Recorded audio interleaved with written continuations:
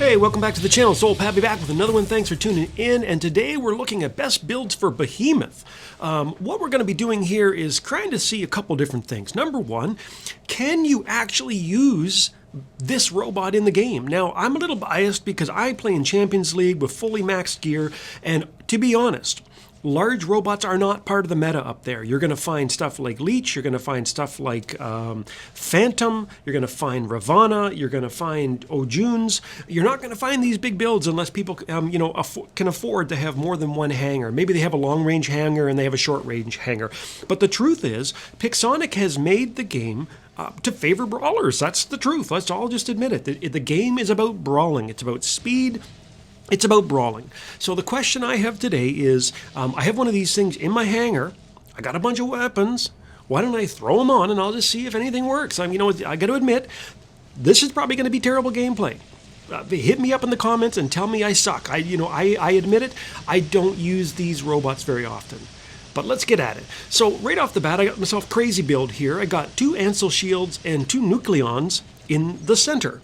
Now, why am I doing that? Well, I thought maybe the Ansels would double up and give me double protection. I don't even know. Maybe they don't. I got to double check. But I do know that so many guys out there are running explosive weapons now. Ice weapons are the huge favorite of so many people in Champions League that I need some sort of protection, because the way that the Behemoth works is that, obviously, if you have one, as soon as you use the ability and you bring in all 4 weapons, you get locked in place. It's like your feet are in cement. It's like suddenly you're glued. You're crazy glued to the ground, which to me, I actually hate that as a function of the bot. It's been something that's been on my case here for years, which is that no robot should be forced to stand still in a game that favors fast-moving, high-paced action. All it does is encourage camping and encourage guys to put on long-range weapons like trebuchets and just stand behind a rock and just push a button once every 23 seconds and hope you kill somebody, right?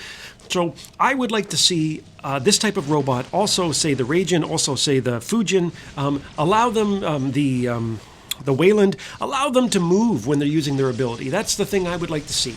So anyway, let's get out of here. How's these Nucleons working here? Well, I'm facing off against a Ming, so I'm going to die. But you know what? They weren't that bad. I don't know if I would run 2 Ansel shields, so I probably could get away with 1 and maybe have another weapon as my 3rd weapon.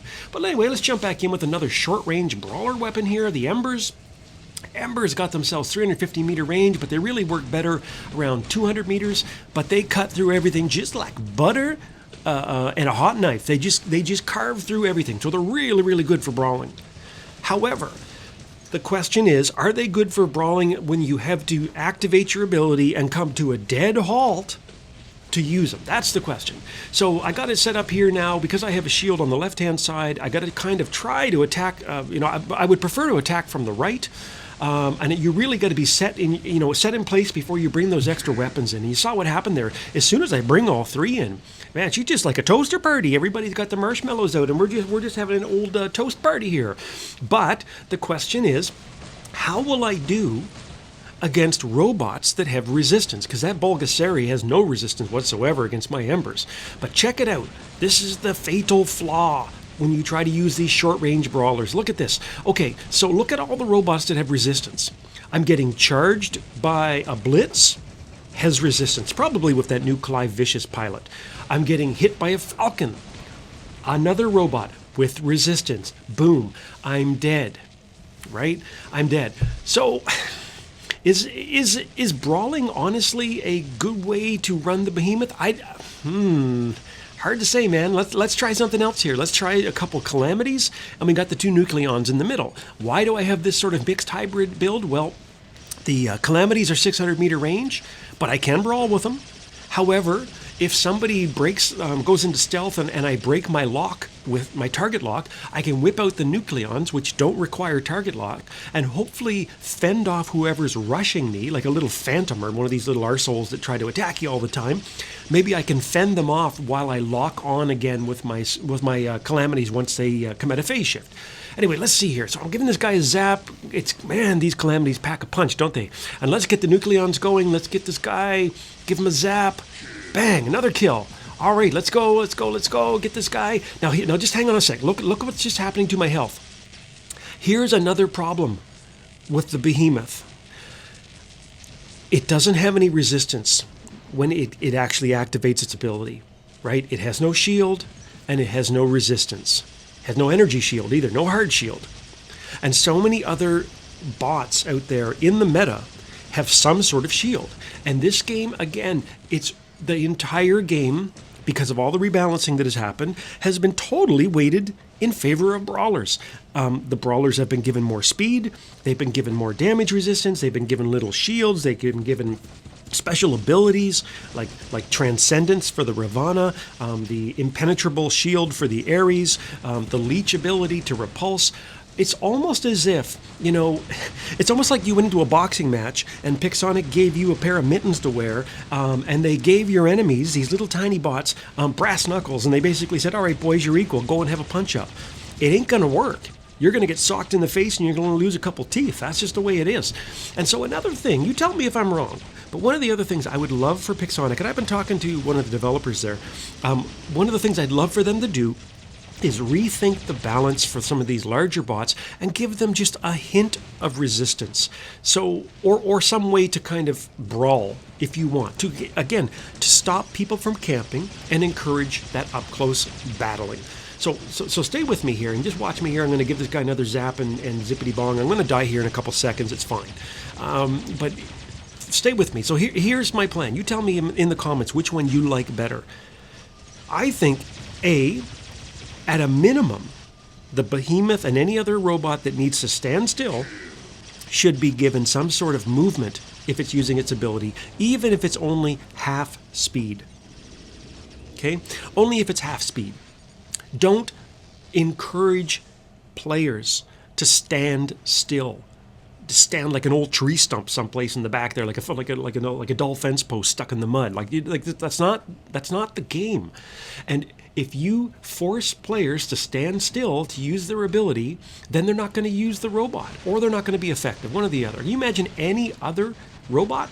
Imagine if Leech had to stand still to use its repulse, or Ravana, God forbid, had to stand still to do Transcendence. Can you imagine? Or if Blitz had to stand still for its Clive Vicious 90% damage resistance to kick in? There'd be an uproar. The whole community would be freaking out. And yet we allow large bots like this to be basically kneecapped, to be hit with a lead pipe across the ankles. It makes no sense. So either allow them to move, even if it's half speed, and or give them some sort of mild damage resistance when they kick in their ability, especially if they do have to stand still. Because they're just such, I love diversity on the battlefield. I'm sure you guys do. I just wish that there was more of a level playing field. And no, I'm not saying, guys, that the whole thing should become a camp fest. That's not what I'm saying at all. What I'm saying is give them these abilities and allow the people who have that brawling instinct but have these robots in their hangar, allow them to come right up and knife fight against a phantom. How awesome would that be? How cool would that be? And how much would that shake up the meta? Anyway, that's Pappy's rant for the day. Let's get back to the gameplay. So you saw a couple different builds there and how effective they are. This is one of the most effective builds. I know I say that. This is one of the most effective builds, all Calamities. It's effective given the limitations of the Behemoth, which is that these Calamities pack a crazy punch. And as long as your enemy doesn't go into stealth, then you can really hit them hard as they rush you as well, right? So I'm actually really liking these Calamities. I think that probably, if we're talking best builds, this would be arguably my number one, I think. Now, another one that's really, really good that I don't talk about in this, I don't have footage to show you, would be Avengers. Now, obviously, the Avengers have been nerfed recently. They're not as good as they used to be, but still, they pack a punch. If you get 4 of them in your face, even if you are a little pesky phantom and you're rushing me or something like that, you may beat me, but you're going to take a huge mauling yourself before you knock me down. If I have 4 Avengers. So, that's another build that I didn't have time to show you this time around, but it's something worth thinking about. Now, what we're going to do with the rest of the video is we're going to watch just a little bit more. I think there's one more after this. I'm going to die here in a second. It's fine. but I'm going to show you one more build after this, and then we're going to give you my top 3 or 4 builds if you have a Behemoth in your hangar, and if you're determined to use it. So let's see if we can wrap this up. I've already lost a weapon. Again, that's one of the issues about Behemoth that kind of drives me nuts a little bit, is it also loses weapons, right? So you have a robot that has no resistance, has to stand still when it uses its weapons, and its weapons pop off easily. I mean, that's kind of the recipe for a bad day, if you know what I mean. And it's why I tell some people, even guys in my clan who have larger bots, I'm kind of I'm maxed.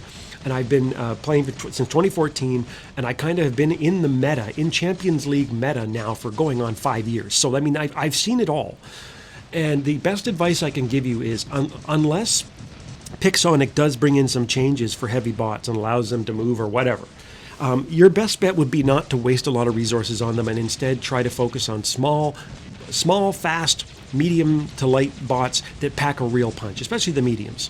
There's always been a bias in the game towards medium bots, medium weapons. They've always, ironically enough, been the strongest, most powerful setups in the game, right? I mean, that's just the way it is, ironic, but that's the way it is that Pixonic has always made the mediums the strongest. And the only exception these days probably would be Phantom, and maybe Blitz with the new pilot.